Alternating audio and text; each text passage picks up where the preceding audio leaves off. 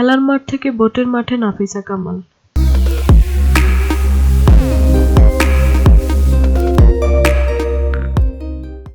Comilla ভিক্টোরিয়ান্সের chairman ও পরিকল্পনা মন্ত্রী lotus Kamal এমপির মেয়ে নাফিসা কামাল কুমিল্লা সিটি কর্পোরেশনের নির্বাচনে আওয়ামী লীগ মনোনীত মেয়র প্রার্থী আঞ্জুম সুলতানা সীমার পক্ষে প্রচারণায় নেমেছেন। আজ সোমবার দুপুর 12:30টায় তিনি নগরীর 19 নম্বর ওয়ার্ডের টুলিপাড়ার মেয়র প্রার্থী সীমার সাথে গণসংযোগে অংশগ্রহণ করেন।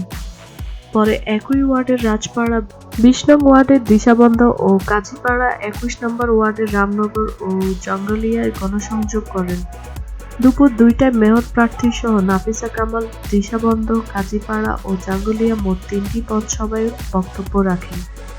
নগরীর জঙ্গলিয়ায় পথসভায় নৌকায় ভোট চেয়ে নাফিসা কামাল বলেন, প্রধানমন্ত্রী নারীর ক্ষমতায়ন ও উন্নয়নে বিশ্বাসী। দেশকে এগিয়ে নিতে তিনি অক্লান্ত পরিশ্রম করে যাচ্ছেন। কুমিল্লাবাসীর প্রতি অনুরোধ জানাই, আপনারা প্রধানমন্ত্রীর উন্নয়নের প্রতি আস্থা রাখুন। তার মনোনীত মেয়র প্রার্থী সীমা আপার প্রতি আস্থা রাখুন। কুমিল্লাবাসীর কাছে নৌকা প্রতীককে ভোট চাচ্ছি, কারণ দেশের উন্নয়নের জন্য যেমন আওয়ামী লীগের বিকল্প নেই, তেমনি কুমিল্লার উন্নয়নের জন্যও সীমা আপার বিকল্প নেই।